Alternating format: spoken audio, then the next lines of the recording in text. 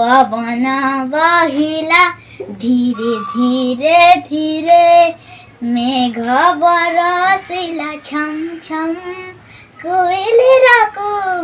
मीठा मीठा सुरे गाऊं अछुआ में सारे गम गाऊं अछुआ में सारे गम स्वागतम